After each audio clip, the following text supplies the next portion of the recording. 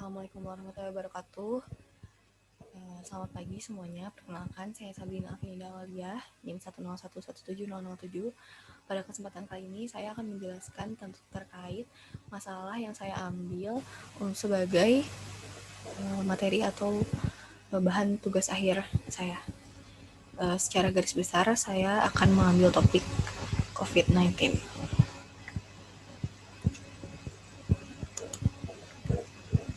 Untuk apa saja yang akan saya bahas pada kesempatan kali ini, yang pertama adalah latar belakang dari masalah yang saya ambil, lalu yang kedua ada gambaran umum dari masalahnya, dan yang ketiga adalah rumusan masalah. Untuk latar belakangnya sendiri, jadi seperti yang kita tahu, angka COVID-19 yang sekarang sedang marak terjadi ini semakin hari semakin meningkat, dan kita juga masih belum bisa memprediksi apakah kondisinya itu akan membaik atau malah memburuk karena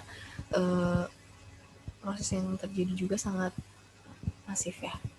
Selanjutnya, data COVID-19 yang saat ini ada itu dikelola sangat baik oleh lembaga pemerintahan yang bertugas, yaitu bertugas menangani dan mengawal kasus COVID-19 ini sendiri yang mungkin biasa kita sebut sebagai gugus tugas COVID-19.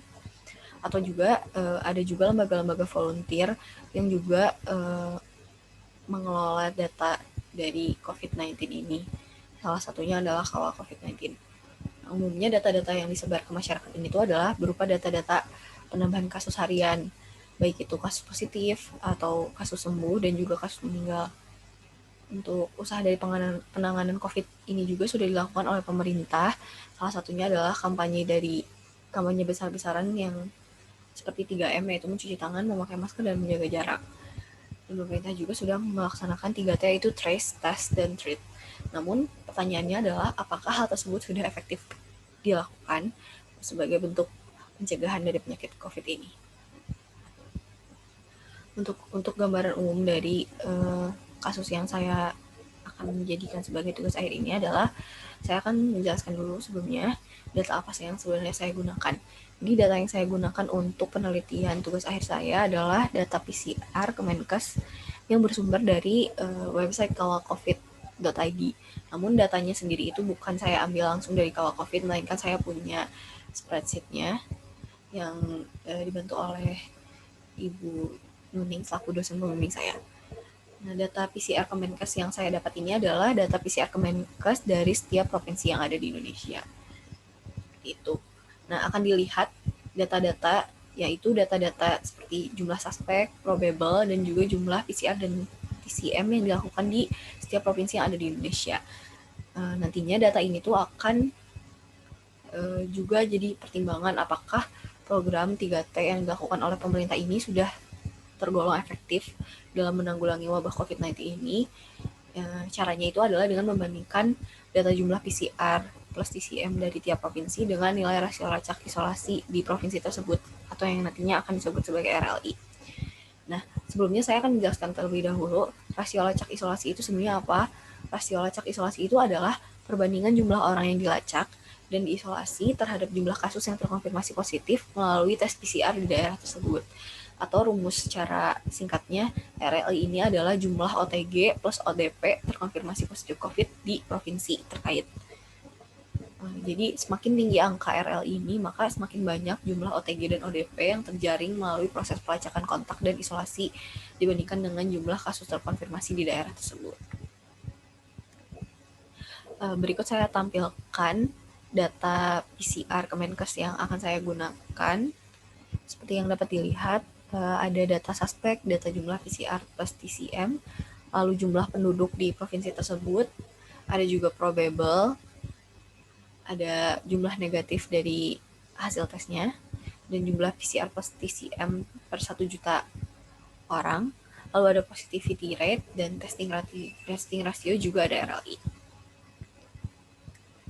Lalu rumusan masalah apa sih yang akan saya ambil sebagai tugas akhir ini adalah yang pertama, apakah program 3T yang dilakukan oleh pemerintah saat ini itu sudah efektif? Seperti yang tadi saya sudah sebutkan di awal, akan ditinjau apakah data-data kasus positif di tiap provinsi itu akan dibandingkan dengan rasio lacak isolasi.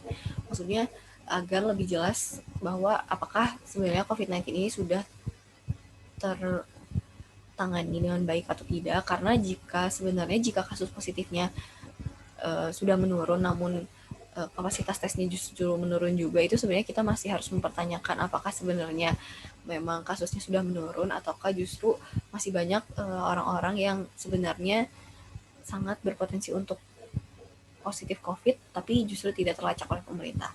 Lalu yang kedua, bagaimana baiknya nilai RLI ini agar kasus COVID ini tuh dapat dicegah penularannya. Jadi seberapa baik sebenarnya nilai RLI yang harusnya dijadikan patokan untuk setiap provinsi agar trackingnya tuh lebih baik. Lalu yang ketiga, apakah dinamika dari data sudah mencerminkan kapasitas tes yang dilakukan di suatu daerah, seperti yang tadi saya sudah sebutkan ya. Jadi apakah data-data yang sudah disebarkan ke masa ini, itu data yang positif dan sembuh dan meninggal dari tiap provinsi ini tuh sudah mencerminkan kapasitas tesnya. Karena kalau misalnya kapasitas tesnya sedikit terus jumlahnya sedikit, kasus positifnya sebenarnya itu masih harus dipertanyakan. Namun jika kapasitas tesnya itu sudah besar dan kasus positif yang terdeteksi itu sedikit, kemungkinan besar penularannya sudah dapat dikatakan sudah dapat dicegah, seperti itu. Karena untuk penyelesaian tugas akhir saya masih awal, jadi hanya ini yang dapat saya sampaikan terkait progres dari atau masalah apa yang akan saya angkat di tugas akhir saya. Sekian, terima kasih. Assalamualaikum warahmatullahi wabarakatuh.